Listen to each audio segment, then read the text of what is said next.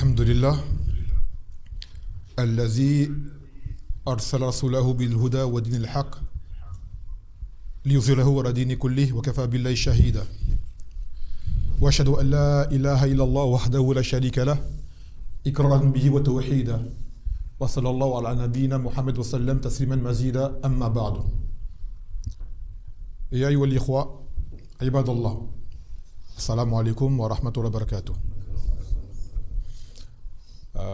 Tout d'abord, je tiens à vous exprimer ma joie de pouvoir me retrouver en cet instant avec vous pour cette occasion qui est de se rappeler notre Seigneur, notre religion, le but de notre existence, notre destination et éviter les choses qui font obstacle.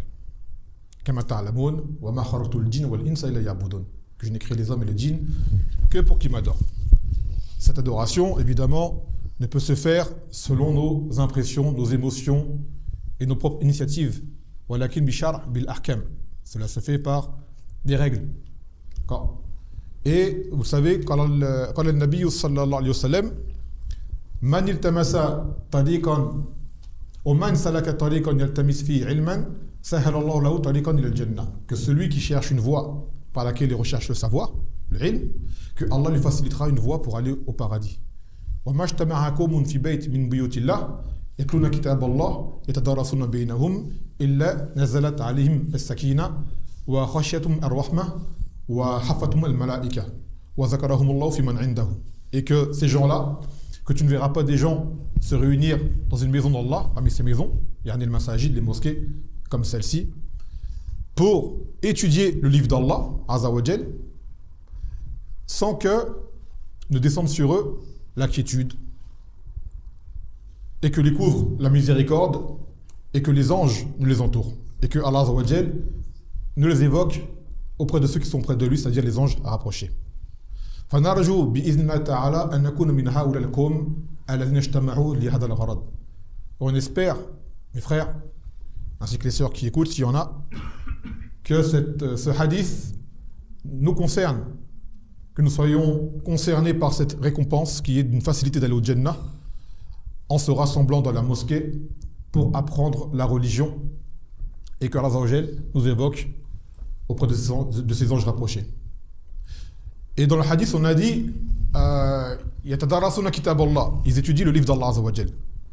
Cela n'est pas limité au Coran en soi, mais cela regroupe toutes choses qui t'amènent à comprendre le Coran. C'est-à-dire toutes les sciences religieuses qui sont là en parallèle pour te permettre de comprendre la parole d'Allah Azza wa Jal. Dans la science du hadith, dans la science de la langue arabe pour celui qui veut l'apprendre pour la religion, dans la science du fiqh, dans usul al-fiqh et dans le tafsir, dans plein de choses. Tout ça rentre en réalité dans le livre d'Allah Azza wa Jal, car ce sont des moyens, des outils qui te permettent d'y parvenir. D'accord? Donc le hadith, ne penser que c'est que le fait de prendre le mushaf, le lire, d'apprendre le tajwid ou le mémoriser. Non.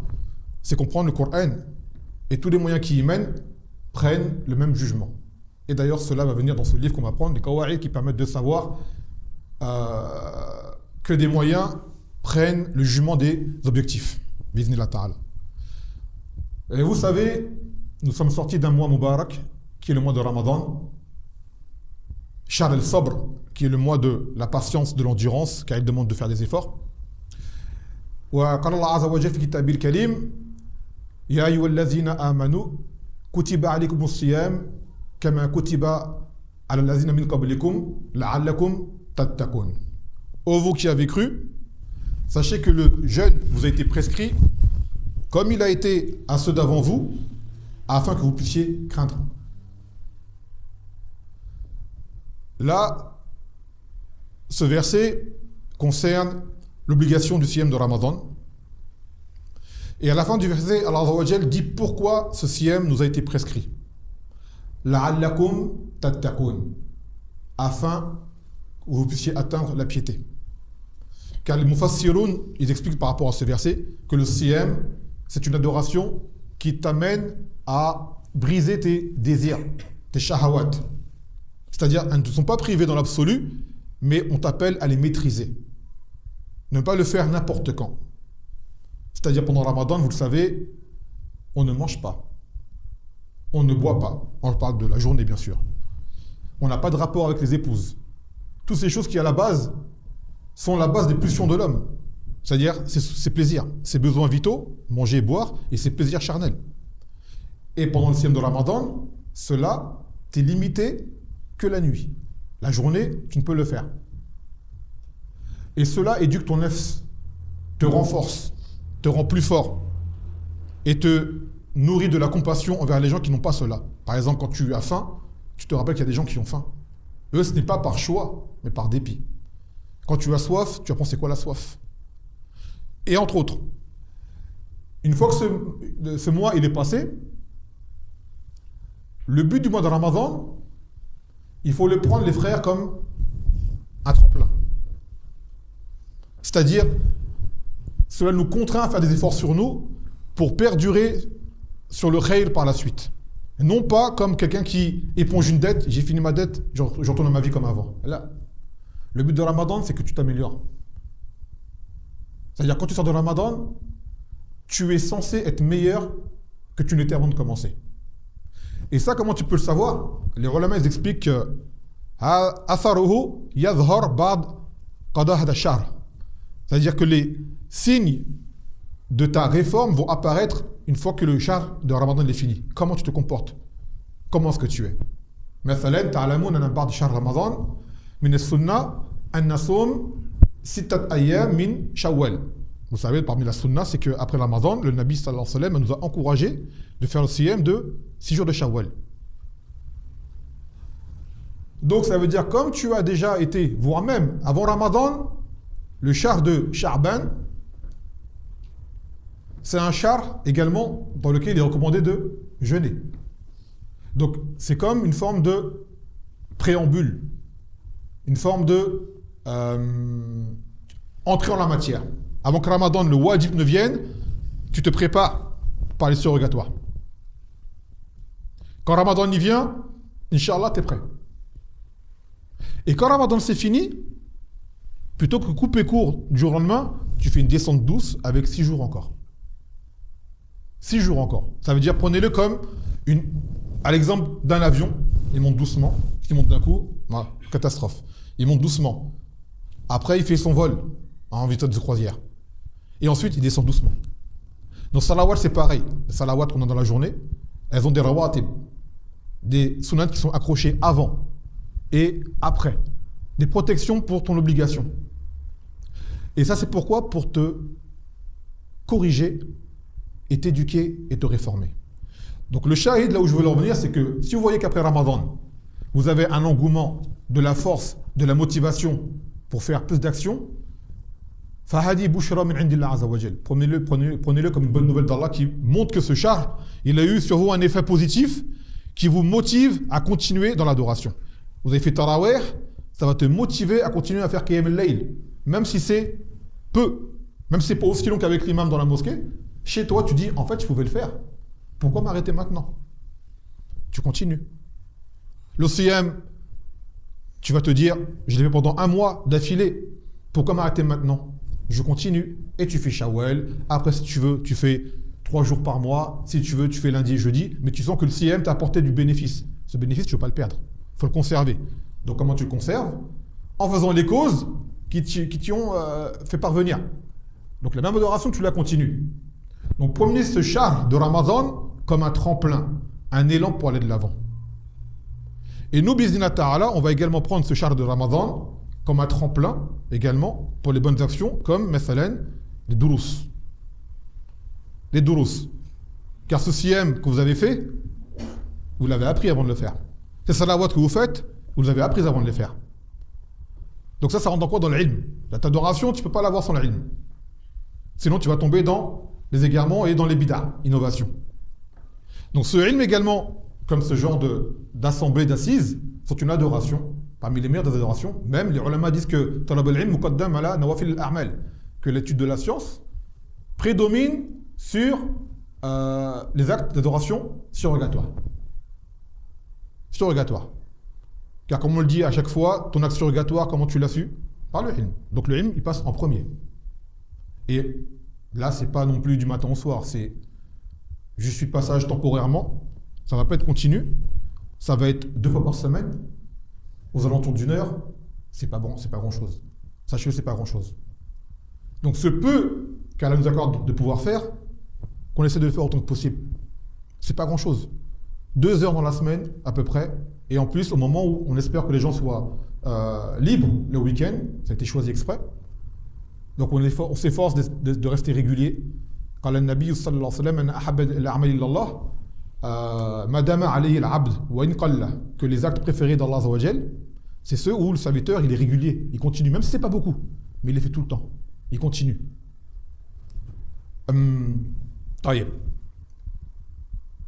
Donc pour ceux qui ne me connaissent pas, bien sûr, il faut que je me présente un minimum.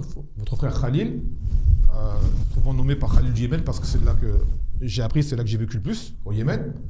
Et là, j'ai appris principalement au Yémen, entre autres, le plus longtemps à Demmaj, auprès des machères, des grands toulebs de Chamorbil, dont le principal était Shaykh al-Hadjouri, parmi ces autres machères. Donc, mon parcours se limite à ça, entre autres. J'aime pas trop m'étaler là-dessus, mais bon. Vous avez le droit de le savoir quand même, pour ceux qui s'interrogent. Et j'ai décidé, en ce laps de temps qui est assez court, de faire ce livre, qui est Manzouma al-Qawaid al-Fiqhiyya de Cheikh Abdurrahman al-Sa'di, rahimahullah ta'ala. Ce livre-là, je l'ai choisi, je l'ai déjà fait plusieurs fois, donc je le connais un peu. Et c'est un livre que j'espère pouvoir finir le temps que je sois ici, parce que je ne voulais pas commencer un livre et m'arrêter en cours. Donc ce livre ne sera pas, en réalité il n'est pas long, mais on va en profiter 2 fois par semaine, alhamdoulilah. Et c'est un livre qui va vous permettre de comprendre des règles générales pour des actes par la suite détaillés. D'accord? Des règles générales pour par la suite trouver une façon d'agir dans certaines situations. Il ne faut pas à chaque fois demander comment je fais. Des fois, tu as des règles. Avec cette règle-là, tu peux savoir 10 choses, 20 choses, 30 choses, 40 choses. Par cette règle-là. Et dans ce livre, vous allez en apprendre certaines. Il y en a beaucoup. Hein.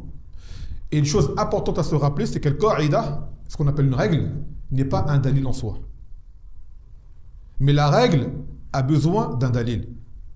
Al-qaïda, laysat dalilan fi dhatiha, walakin yustadalu laha. Une qaïda, quand un savant te dit Al-Qaïda tanous ala kaza wa kaza wa kaza, telle règle dit telle et telle chose, cette règle-là, à la base, elle a été déduite d'une preuve.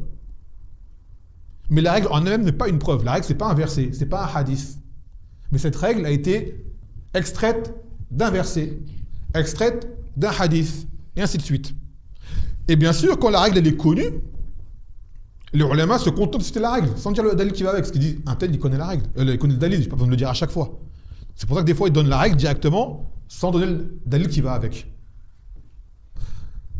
Un exemple, que je pense que vous connaissez tous, je vais t'interroger toi. D'ailleurs, je vais souvent t'amener à vous interroger dans le ders, donc restez attentifs. Aussi, chose que je précise, ceux qui ont des questions par rapport au ders, on lève la main à la fin du ders. C'est-à-dire, si tu as un truc que j'ai dit qui t'a posé problème, peut-être tu penses que j'ai fait une erreur quelque part, tu notes, et à la fin du ders, tu m'interroges, Inch'Allah. Et s'il y a un autre problème, on peut poser la question du ders précédent. Par exemple, aujourd'hui j'ai fait le ders, tu l'as écouté, après tu l'as réécouté, parce que l'enregistrement il sera diffusé sur le canal Telegram, tu le réécoutes, quelque chose te pose problème.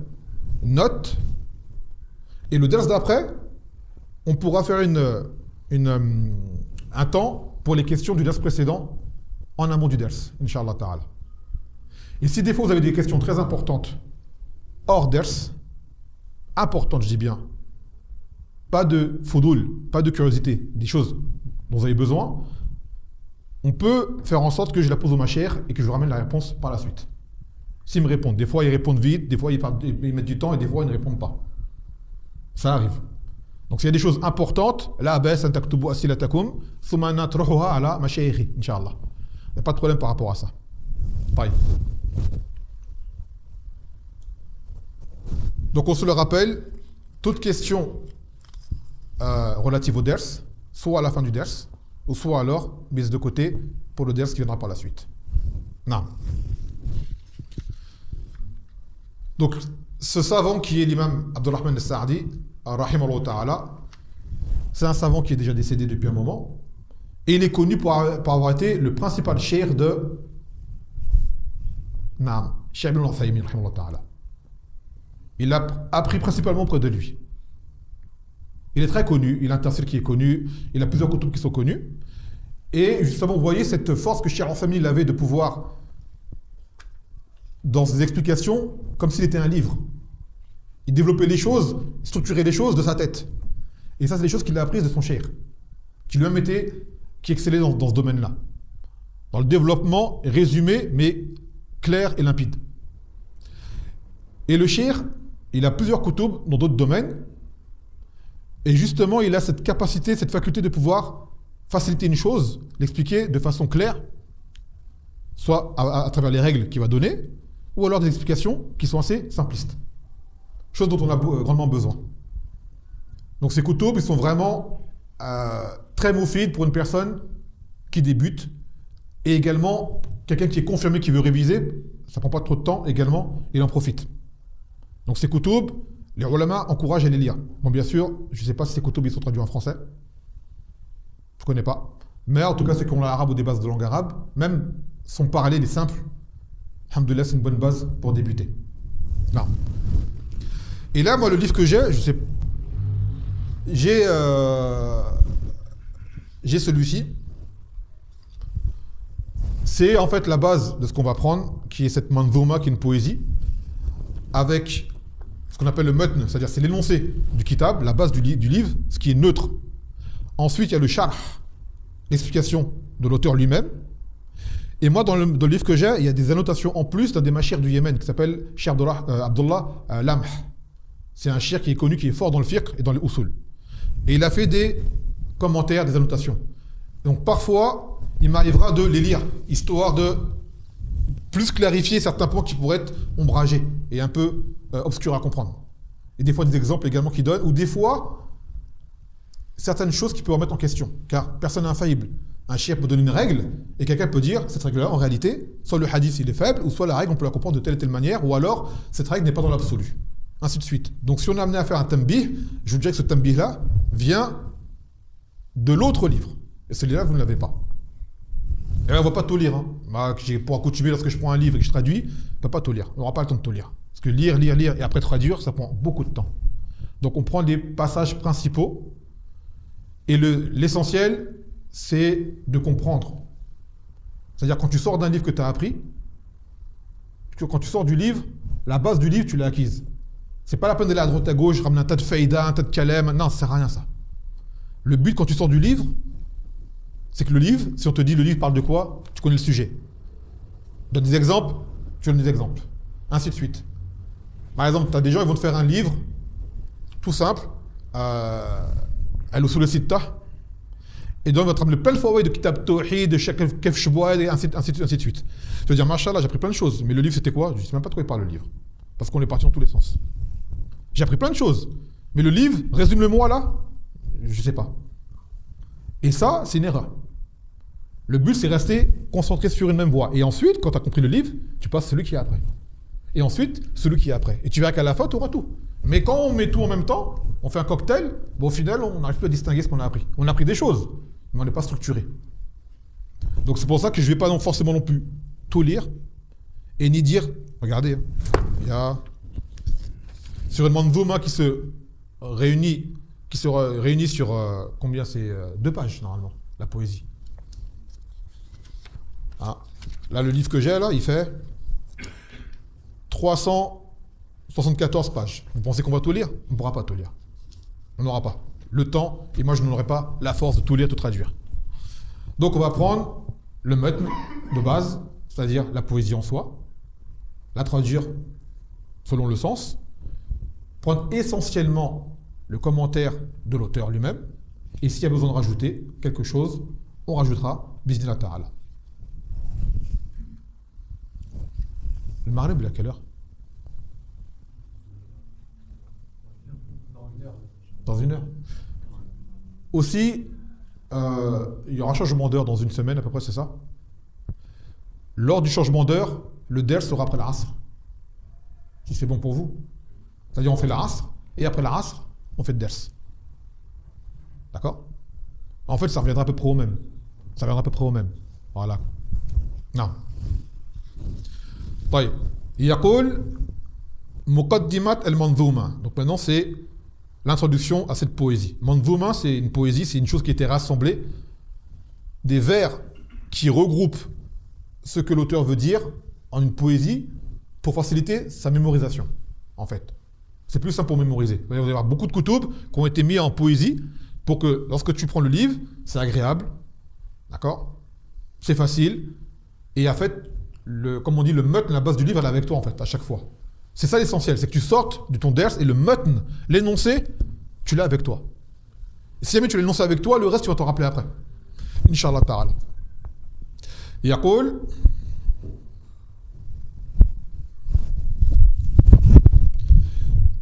بسم الله الرحمن الرحيم الحمد لله العلي الفقه والفقي وجامع الأشياء والمفرق. Donc là, c'est le premier vers qu'on va prendre. Il dit la louange à Allah, le Très-Haut et le plus doux. Celui qui regroupe les choses et qui les différencie. Celui qui réunit les choses, les rassemble et également les différencie. Yaqul, donc là maintenant c'est Cheikh Saadi qui commente son propre vers à lui.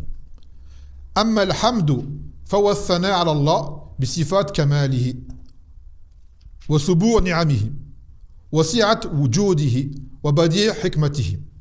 لأنه تعالى كامل الأسماء والصفات والأفعال ليس في أسمائه اسم مذموم بل كلها أسماء حسنى. Donc il dit le hamd, c'est faire les éloges d'Allah Azza wa Jal en citant ses attributs de perfection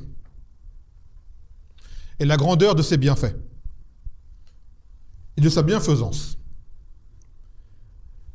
et sa sagesse sans précédent. Car il est parfait dans ses noms. Allah, il a des noms, les plus beaux noms. Et ces noms sont parfaits, ne contiennent aucun défaut, aucune faiblesse. Et également pour ses attributs, les sifat. Il n'y a aucun nom parmi les noms qu'il a qui soit une chose qui soit blâmable. Le concernant, lui, chose qui peut être le contraire chez l'être humain, chez la créature. Taïb. Donc maintenant, on va revenir sur le hamd. L'auteur, il a dit brièvement c'est quoi le hamd. Et dans le commentaire de Cheikh Lamh, il rapporte une parole de Ibn Qayyim qui cite le hamd. Concrètement, c'est quoi?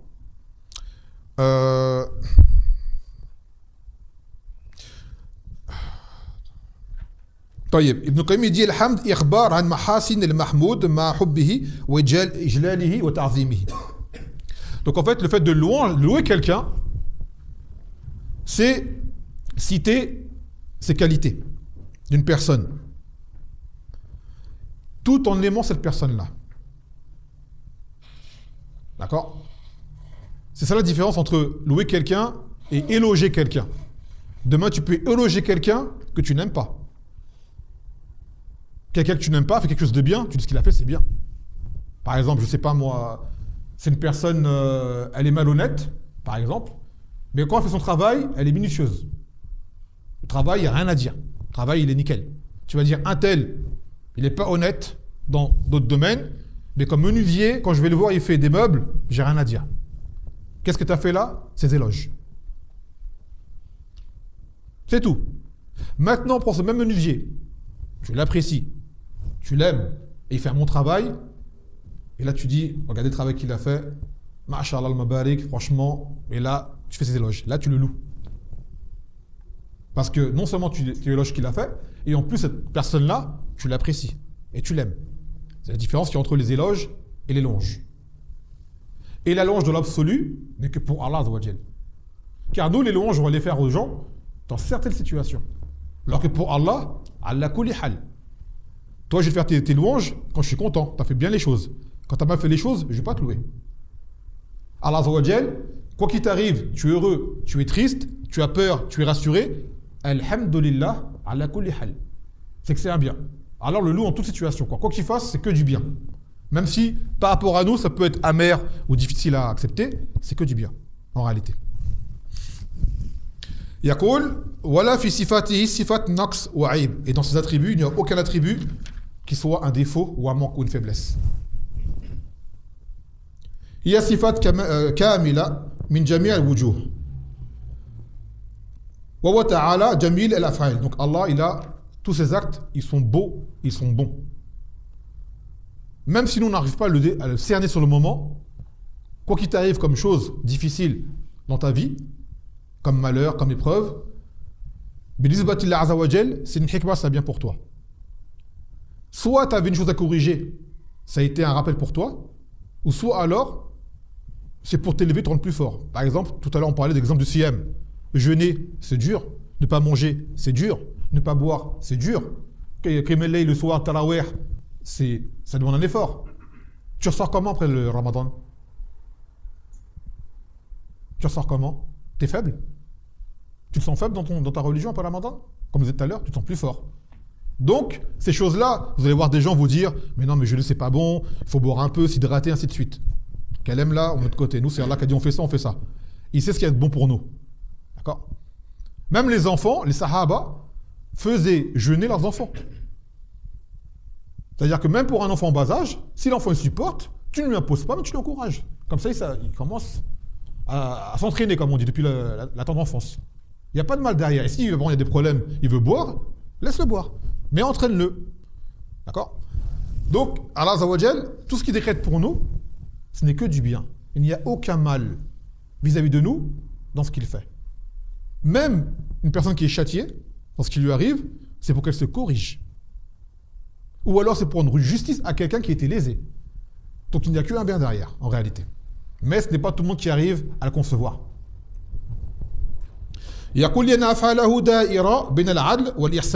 Tous ces actes tournent autour de deux choses, la justice et la bienfaisance. La justice et la bienfaisance.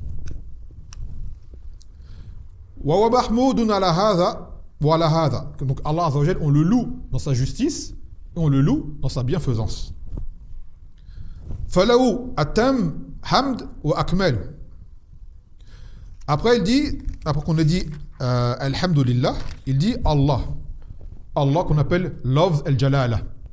Le terme Allah, en arabe on appelle ça lafz al-jalala. C'est traduit par le terme de la splendeur. Ça c'est le plus grand nom d'Allah Azza wa Jal. D'accord? C'est son meilleur nom. Parmi tous ces noms qu'il a, Allah Azza wa Jal, c'est le plus complet.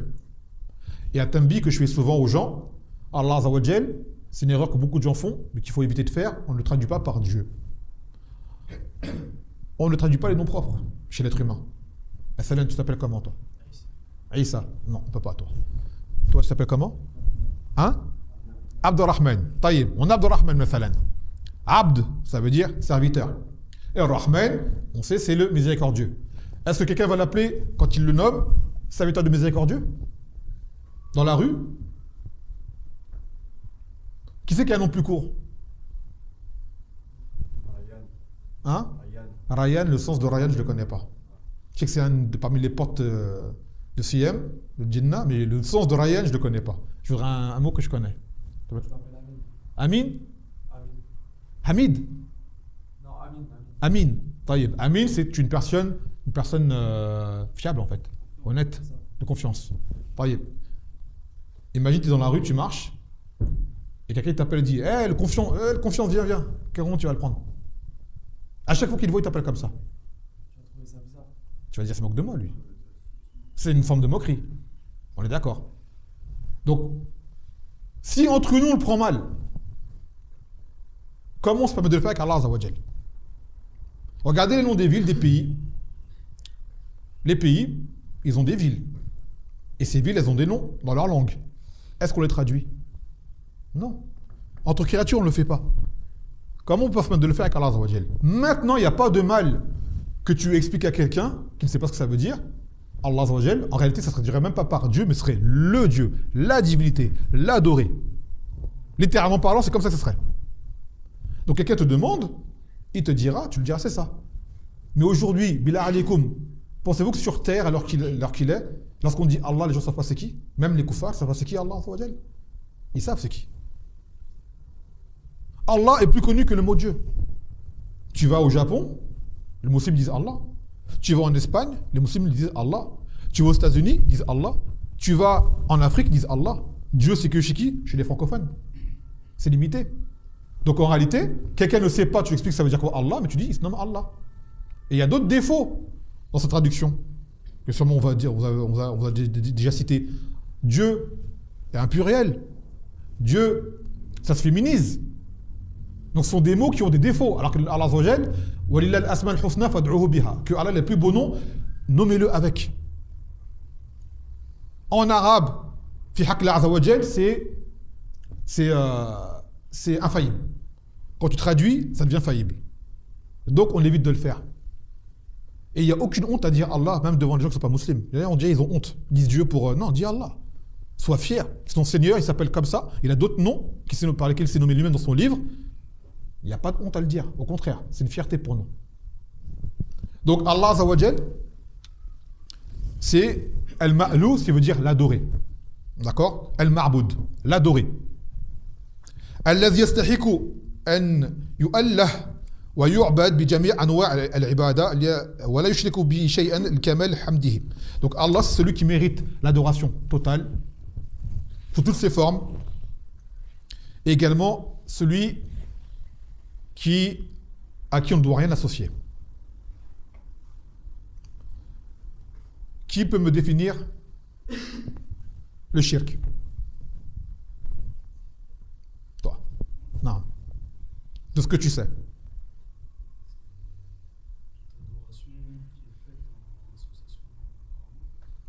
Non, c'est une chose qui rentre dedans. En fait, il y a plein de définitions.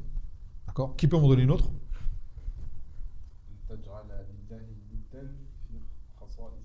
Non, que tu donnes à Allah un égal dans ce qui lui est propre. Qui en a une autre? Exactement. وهذا من أحسن ما يقول. أن تساوي بين الله وغيره في باب من خصائص الله. C'est-à-dire que comme tu as dit, que tu donnes à autre que Allah ce qui lui est propre à lui. Aussi infime que cela puisse paraître à tes yeux. Parce que pour des gens, le shirk, c'est adorer une pierre, adorer une statue. Non, ça, c'est une forme du shirk. Ce qui revient à Allah Azza wa Jal, que tu donnes à autre que lui, tu as fait du shirk. Tu as fait le plus grand des péchés, le pire des péchés. Malheureusement, ce shirk, en cette époque, est minimisé. Les gens ne réalisent pas sa dangerosité.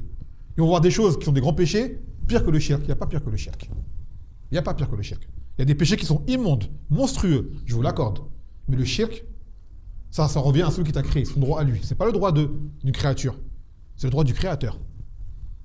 Et Allah Azza wa Jal nous a permis plein de choses, nous a accordé plein de choses. Il a tout mis sur terre. Il est celui qui a créé pour vous tout ce qu'il y a sur terre. Mais il t'a demandé une chose, adore-le et ne lui associe rien. Ça, c'est l'ordre suprême et l'interdiction suprême. C'est pourquoi on a été créé. Malheureusement, aujourd'hui, on est une époque où adorer Allah Azza wa Jal, c'est devenu une charge pour sa créature, et lui associer est devenu une chose anodine, minime.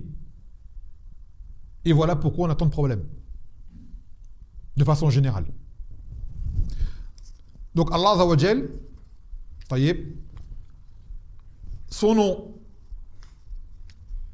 c'est le sens de ma'lou, qui veut dire l'adorer, qui veut dire la divinité, qui veut dire également le Dieu. D'accord? Mais ça, c'est pour qu'on lise quand on traduit. Sinon, Allah Azza wa Jal, c'est Allah Azza wa Jal. يقول العلي يعني العلي الذي له العلو التام المطلق من جميع الوجوه علو الذات وعلو القدر وعلو القهر. Donc après qu'il ait dit louange à Allah le très haut, Al-Ali, c'est le très haut. Ça vient de l'Ulu. C'est-à-dire qu'Allah Azza wa Jal est élevé, au-dessus. D'accord? Et son élévation, elle a été mise en 3 catégories. 2 sur lesquelles les gens de la Sunna et les gens de la Bida sont unanimes, et une sur lesquelles se distinguent les gens de la Sunna. La première, c'est Ulu al-Qadar, que Allah Azza wa Jal, il a le statut le plus haut. Là-dessus, il n'y a aucune divergence entre les musulmans. Ulu al-Qahr, il a l'élévation de la domination, c'est-à-dire qu'Allah Azza wa Jal domine tout. Là-dessus également, il n'y a pas de divergence entre les musulmans. C'est le troisième où là, il y a eu une division. C'est Ulu al-Zat, l'élévation en son essence, que Allah est au-dessus des cieux. Et là-dessus, beaucoup sont égarés, car ils sont partis dans une analogie de comparer Allah à la créature, dire que si Allah est quelque part, c'est qu'il a dans une création, donc il est limité. On dit non. Ça, c'est, on va dire, quelqu'un qui justement a fait ce qu'on ne devrait pas faire. Il a comparé Allah à sa créature. Donc si Allah te dit qu'il est au-dessus des cieux, ne cherche pas le comment. Tu prends comme c'est venu. Là, on ne va pas rentrer dans ce bab-là, même dans l'Aqida, dans Tatri, dans l'Asma wa Sifat. C'est juste un tambi par rapport au nom El-Ali. D'accord? El-Ali qui veut dire le très haut. Sous tous ses sens. Très haut dans son statut, très haut dans sa domination et très haut dans son essence. Al-Arfaqu ay al-Rafiq fi af'alihi wa af'aluhu kulluha rifq. Donc le plus doux, c'est-à-dire le plus doux dans ses actes. C'est-à-dire Allah Azza wa Jal, également, il fait des choses, il y a des actes. D'accord? Et tous ces actes, en réalité, sont doux. Si on peut dire comme ça. On a expliqué tout à l'heure que c'est relatif. Par rapport à notre compréhension à nous qui est limitée. D'accord? Mais en réalité, Kul a'malillah azza wa jal hiya maslaha lil ibad. Tout ce qu'Allah Azza wa Jal décrète et fait, c'est pour un intérêt pour nous. Ala rayat al-masalih wal hikma, qui est l'intérêt général et la sagesse ultime. Vous savez, une sagesse, c'est pas tout le monde qui arrive à la saisir. Même entre êtres humains, des gens ont des comportements qui sont sages et qui, pour ton premier abord, aux yeux de l'ignorant, seront des actes qui seront mauvais. Et tu vas t'en rendre compte plus tard. Qu'en fait, cette personne-là, elle était sage, elle a vu loin. Toi, tu as vu le bout de ton nez, lui, il a vu le bout de la rue. Et l'autre, il a vu le bout de la ville. Il a vu plus loin que toi. Et Allah Azza wa Jal, il a la hikmah, al-ba'alira, la sagesse ultime. Ce qu'on ne sait pas, lui, il le sait. Donc ce qu'il a décrété, ce qu'il nous a informé, et tout ce qui s'ensuit, on ne doit pas le contester, on doit l'accepter et l'acquiescer. Si on a une cause qui nous est révélée, pourquoi faire telle chose? Alhamdulillah. Si on ne sait pas, alhamdulillah, la kulli hal, on le fait quand même. Si on sait que ça vient d'Allah Azza wa Jal et que c'est un ordre, on obéit. Sami'na wa ata'na. Nous avons entendu, nous avons obéi. Et hadha huwa al-islam, l'istislam. C'est ça la soumission. C'est, t'as entendu, t'as compris, t'as obéi. يقول وقد أظهر سبحانه وتعالى لعباده من آثار رفقه ما يستدلون به على أكماله. Et donc Allah Azza wa Jal a mis des choses dans sa création qui nous montrent, par laquelle on peut voir sa sagesse justement. كمال حكمته ورفقه كما في خلق السماوات والأرض وما بينهما في 6 أيام مع أنه قادر على أن يخلقها في لحظة.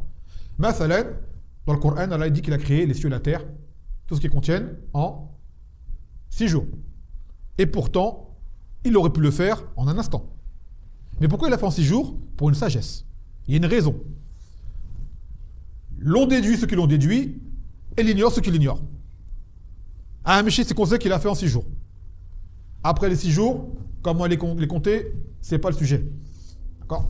Quoi qu'il en soit, Allah Azza wa Jal, contrairement à la croyance des gens du livre, qui eux vont vous dire que, selon leur terme à eux, que Dieu a créé le monde en 6 jours, et le 7e jour, il s'est reposé. Voilà, c'est-à-dire qu'Allah, il se repose, il se fatigue. Vous voyez la différence entre nous et eux? On a dit au début qu'Allah a les attributs de la perfection. Allah, il n'est pas fatigué. Jamais. Et le ciel et la terre, il les a fait en 6 jours, il aurait pu les faire en un instant. Mais il y a une raison pour laquelle il l'a fait en 6 jours. Et nous l'a dit. Après, tu as les ulama qui ont réussi à déduire par rapport au texte pourquoi et comment. On n'a pas un hadith qui dit pourquoi et comment. Ça reste des déductions qui sont toujours discutables. Mais on sait quoi? Que c'est cette création, les cieux et la terre, ont été faits en un certain temps. Ils ne sont pas venus du jour au lendemain comme ça, alors qu'Allah aurait pu le faire. Et donc ça nous montre des indices de sa hikmah, de sa sagesse. Contrairement aux autres qui prennent cela comme une faiblesse, malheureusement.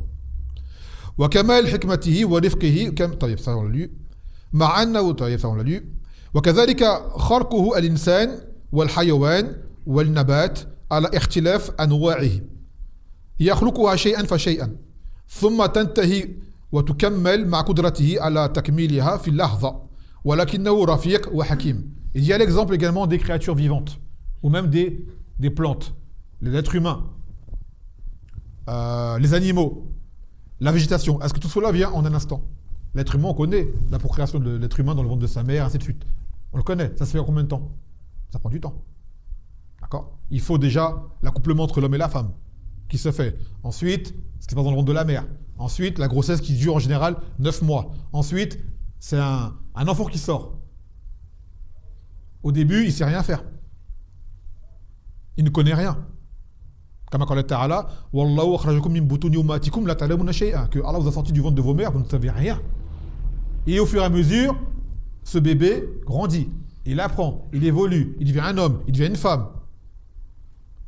Alors que là, on pouvait le faire venir, comme il a fait avec Adam, en un instant, prêt. Mais non. Par sa sagesse, il y a des étapes, il y a un processus. Pareil pour les animaux. Et pareil pour les végétations. On le voit, tu mets une graine, elle prend le temps de pousser, elle est arrosée, elle monte, et après ça devient un arbre gigantesque. Tout cela, il y a une hikmah derrière. Alors que Allah aurait pu le mettre d'emblée, tel qu'il est. Mais non. Ce n'est pas comme ça que ça se passe.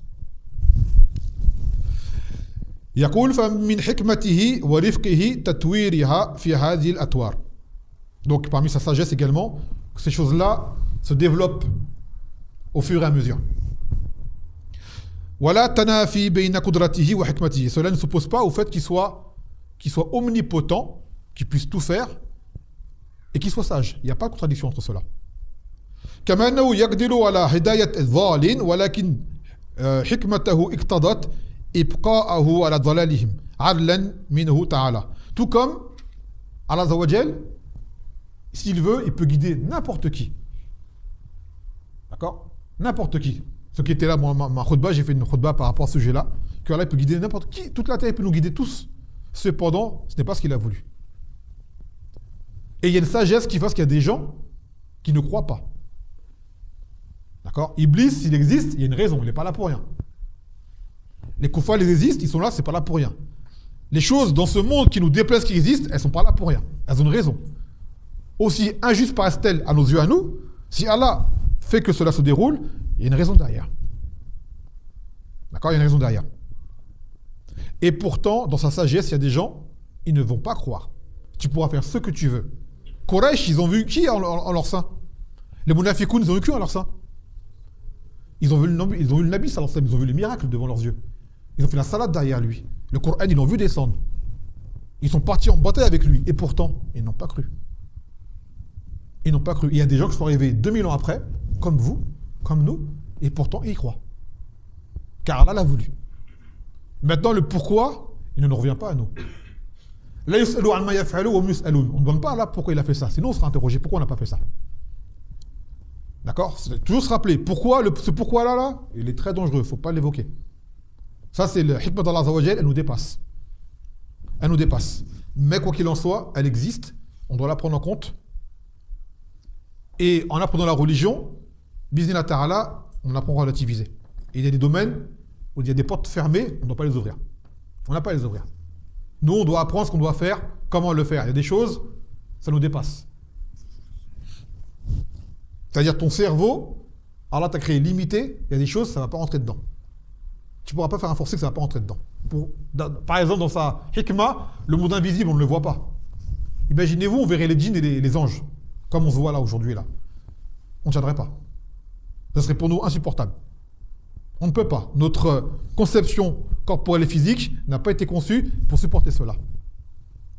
Donc il y a d'autres choses également qu'on ne peut pas concevoir. Et malheureusement, il y a des gens qui ont du foudou, ils aiment aller chercher là-dedans, ils se perdent. D'accord? Ils ne savent pas nager, ils veulent aller au fond dans les abysses. Ils se noient. Nous, on reste à la surface, on flotte, et alhamdoulilah, on nage, on avance. Ce qui est en dessous, ça ne nous concerne pas. يقول donc il a dit également que le fait qu'il y ait des gens qui croient et que des gens ne croient pas, c'est pour une sagesse. Il y a besoin de cela. D'accord? Mais Salan, regardez un exemple. Aujourd'hui, les gens vont te dire, je veux être riche. Tout le monde en général veut être riche, je veux être à l'aise financièrement. On dit, c'est quoi être riche? Il va te dire, avoir de l'argent, avoir ceci, avoir cela, avoir aucun besoin. On dit si tout le monde était riche, tu ne saurais pas c'est quoi être riche. Ce serait normal. C'est comme aujourd'hui, par exemple, on a tous deux jambes. C'est la base chez l'être humain. Il y a des gens, ils ont un handicap, un accident, ils ont perdu une jambe. Mais de base, on a deux jambes. Pour nous, c'est normal. D'ailleurs, c'est celui qui n'a pas de jambes qui n'est pas normal. Du moins, qui n'est pas sur une base physique normale. Si on était tous riches, ben, ce serait normal pour nous. Donc, il n'y aurait pas de... Tu te vanterais pas... Aujourd'hui, tu te vantes d'avoir deux jambes. C'est normal pour toi. Et pourtant, remercie Allah d'avoir deux jambes. En réalité, c'est pas normal. Si Allah y veut, t'es paraplégique. Il y a des gens, ils sont nés, ils ne savent pas marcher, ils n'ont pas de jambes. Mais de base, l'être humain est constitué comme ça. Il a deux jambes, il a deux bras, il a deux yeux, ainsi de suite. C'est normal. Donc si tout le monde était riche, tu n'aurais aucun mérite à l'être. Tu ne retiens pas le bienfait d'être riche parce que tout le monde est riche, c'est normal pour toi. Donc, on a besoin des choses et de leur contraire pour pouvoir savourer les choses. Comme le siyam. Le siyam nous a appris à quoi? Savoir c'est quoi la faim, c'est quoi la soif. Quand on mange, on l'apprécie plus. Quand on boit même un verre d'eau, quand on fait le l'iftar, on l'apprécie plus. Parce qu'on dit, j'ai eu soif, je sais quoi avoir soif maintenant. D'accord? Donc, Allah Azza wa Jal fait qu'il y a des gens, ils sont là également. Pourquoi? Il y a des gens qui ne croient pas pour que toi, en même temps, tu vois ce bienfait de croire. Tu vois la différence entre toi et lui, dans ta vie, dans ta compréhension et dans ce qui se déroule autour de toi. Il y a une sagesse pour que cela existe. Il y a une sagesse. Comme on dit, on ne va pas non plus s'élargir à savoir pourquoi ton en détail, mais tu as compris qu'il y a une sagesse. يقول فكل صفة من صفاته تعالى لا أثر في الخلق والأمر ولا ينافي بعضها بعضا. Et donc Allah Azza wa Jal, tous ses attributs ont un impact sur la création et qu'il n'y a aucune intercation entre elles. Tout coordonne. Tout va ensemble. Dans ce cas-là, Allah Azza wa Jal, il crée, tout est parfait. Là où il y a une imperfection, c'est nos choix à nous en tant qu'être humain mukallafun. Parce qu'Allah nous a donné le libre arbitre. Mais sinon, tu regardes le reste du monde, tout est en harmonie, il n'y a pas de problème. On dit souvent un exemple, qui a déjà vu un oiseau tomber? Il vole, il tombe comme ça. Vous avez déjà vu un oiseau qui tombe tout seul? Non. Est-ce que le soleil est déjà arrivé en retard? Même quand ils vont des éclipses, les gens arrivent à les... Il y a des signes pour leur montrer qu'il va y avoir un éclipse, par exemple. Ça veut dire que c'est une chose qui est factuelle. Tu peux le... C'est pas une anomalie, c'est normal. L'oiseau, il s'envole. Il s'envole. Mais est-ce que tu as déjà vu un oiseau qui vole et qui tombe? Hein? Il tombe jamais. Voilà. Pourtant, nous, on invente des choses. On a déjà créé des avions. Quand je dis créer, c'est la création Moukaïed, bien sûr. Un avion, il y a des crashs. Des voitures, il y a des accidents. Les trains. L'être humain fait des choses. Mais ce que l'être humain invente est faillible. Ce qu'Allah a créé est infaillible. Sa création naturelle telle qu'on la voit là, il n'y a pas d'erreur dedans. Les océans, le ciel, les nuages, le vent, il n'y a pas de défaut là-dedans. Tout est à sa place et tout obéit à Allah Azza wa Jal. Celui qui se rebelle, c'est nous, les mukallafoun. D'où le fait qu'au final, il y aura rétribution, soit enfer, soit paradis. Yaqul, donc après il cite le dernier vers qui est wa jami' al-ashya' wal-mufarriq. قولي جامع الأشياء والمفرق يعني أنه تعالى جمع الأشياء في شيء وفرقها في شيء آخر كما جمع بين خلقه في كونه خلقهم ورزقهم وفرق بينهم عفوا في الأشكال والصور والطول والقصر والسواد والبياض والحسن والقبح وغير ذلك من الصفات كل هذا صادر عن كمال قدرته وحكمته ووضعه الأشياء موادعها اللائقة بها والله أعلم. Donc lorsqu'il dit dans la fin du vers, après qu'il a dit que les louanges sont à Allah, le très haut et le plus doux, celui qui réunit les choses et qui les différencie. Allah Azza wa Jal a tout réuni. Il a tout créé. D'accord? Tout créé. Et en même temps, ce qu'il a créé, il les a fait de choses de façon différente. Ça veut dire, nous, en tant qu'être humain, si on se regarde avec du recul, on est tous pareils, en gros. D'accord? Après, quand tu zoomes, on voit la différence. Il y a des grands, il y a des petits. Il y a des noirs, il y a des blancs. Il y a des minces, il y a des corpulents. Il y a des hommes, il y a des femmes. Il y a des enfants, il y a des adultes. D'accord? Il y a des différences qui se font. C'est-à-dire qu'Allah Azza wa Jal nous a créés dans un ensemble de façon commune et chaque chose après a été distinguée par elle-même. Regardez, en tant qu'être humain, même les gens qui ne sont pas musulmans le disent, nous sommes tous différents. Les empreintes digitales. Pourtant, déjà, si on arrive à les voir, on les regarde. On n'arrive pas à distinguer. Et pourtant, elles sont toutes différentes. Notre ADN, ils sont tous différents. Les pierres, vous voyez sur la Terre, toutes les pierres, les petites pierres là, elles sont combien? Indénombrables. Elles sont quasiment toutes différentes. Les montagnes, elles sont toutes différentes. Les vagues dans la mer, elles sont toutes différentes. Les animaux, nous on les voit comme ça, mais ils ont tous de leurs différences et leurs caractéristiques. Et c'est Allah Azza wa Jal qui a créé tout ça. Comme on vous dit. Et normalement, quand on réfléchit à ça, eh ben, on va avoir encore plus peur et encore plus sublimer Allah Azza wa Jal. Voir sa grandeur dans sa création. Je vous l'ai dit, pour nous, aujourd'hui, c'est devenu normal. On nous normalise les choses. On va t'expliquer un documentaire, regarde comment les lions se reproduisent, les oiseaux ce qu'ils font. C'est normal. Non, c'est incroyable. C'est incroyable. Allah Azza wa Jal va nous mettre au défi de créer une mouche. Est-ce que l'être humain est en mesure de créer une mouche? Tu vois l'être humain impressionné d'avoir créé des fusées, si vraiment il va là où il dit. Il est impressionné d'avoir créé des avions, des bateaux, des téléphones, des ordinateurs, des voitures, toutes ces choses-là. Hein, quand il y a un nouveau modèle qui sort, les gens, regarde les options qu'il y a, c'est incroyable. Regarde la mouche qui est à côté de toi là. La petite mouche là, que tu écrases contre le mur, c'est fini. Analyse-la, essaie de la refaire. Tu ne pourras pas la faire. Ton propre corps. Le corps humain. Là, ils sont en train de nous faire des robots, les gens. Le corps humain, on ne l'a pas maîtrisé. Tu veux faire des robots. Le corps humain est une création qui est exceptionnelle, comme on est conçu, de façon parfaite. Nous avons créé l'être humain dans la meilleure stature, la meilleure forme qui soit. Pourtant, on veut inventer des choses nouvelles, alors que la création d'Allah Azza wa Jal, elle suffit en elle-même. Mais on veut aller encore plus loin. Et dans notre invention, il y a des défauts. Des fois, ils vont te faire, par exemple, des gens, ils vont te faire des voitures, c'est toutes les mêmes, à peu près. Mais nous, regardez la création d'Allah Azza wa Jal qui est directe, elles sont toutes différentes. Chaque être humain est différent d'un autre. Le père du fils, le père du grand-père, ainsi de suite. Même du même ethnie, d'un même village, d'un même pays, d'une même langue, on aura tous, dans la voix, dans le comportement, dans la compréhension, on est tous différents. Alors qu'on a une base commune. D'accord? Et cette base commune, elle est adaptée à la religion. C'est-à-dire que l'islam a été fait pour que chaque être humain puisse l'appliquer. Ça va à tout le monde. Que tu sois une personne très intelligente ou moins intelligente, l'islam est à ta portée. Ça ne demande pas un diplôme. Ça ne demande pas d'avoir été à l'école pendant des années pour comprendre l'islam. Ça demande d'avoir un cœur ouvert, d'être sincère et de vouloir. Et ça, tout le monde peut l'avoir, hormis certaines personnes, et ces gens-là, ils sont excusés. On appelle ça, c'est des reines mukallafines. Des gens qui sont un peu malades, par exemple, trisomique 21, tout ça. Ben justement, dans sa hikmah, Allah Azza wa Jal ne leur a pas imposé la religion en ce moment. Parce qu'ils ne peuvent pas la faire. Mais plus tard, ils seront interrogés. Ça, c'est une chose qui ne nous concerne pas. Mais pour vous dire que, dans sa hikmah, Allah Azza wa Jal a fait que l'islam, c'est pour tout le monde. Quelqu'un va dire, moi, j'ai grandi là-bas, je ne comprends pas l'arabe. Pas besoin. L'islam, même ce qui se traduit, est suffisant pour que tu comprennes, tu rentres dedans. Quand tu vas dire, moi, j'ai grandi, il n'y a rien à voir avec ça. Non, c'est pas une excuse. Tu sois un Arjami, un non-arabe, parle pas l'arabe. Tu as grandi même dans les fins fonds des je ne sais où. Quand l'islam y vient, tu as assez de jugeote, de réflexion pour pouvoir comprendre que ton intérêt, il est là. Ta solution, elle est là.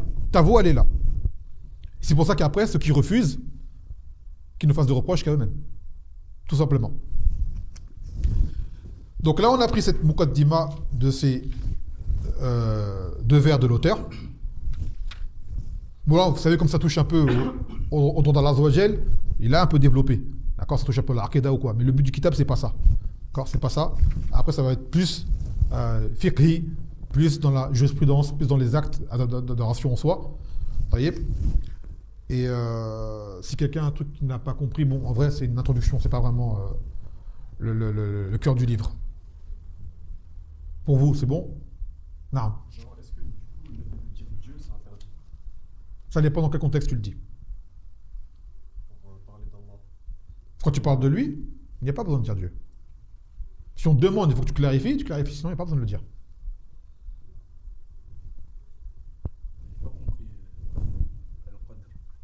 Al-Qadr, quelqu'un qui a du Qadr, c'est quelqu'un qui a de la prestance.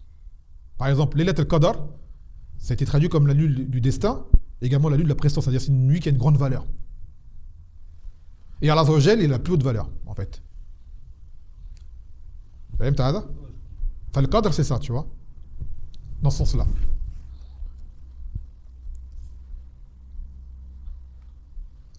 On va dire le plus haut statut, le plus haut rang. Quel est le créateur? Soit l'Akhar. On va s'arrêter là pour aujourd'hui, les frères. نكتفي بهذا القدر. سبحانك وبحمدك لا إله إلا أنت أستغفرك وأتوب إليك والسلام عليكم ورحمة الله وبركاته.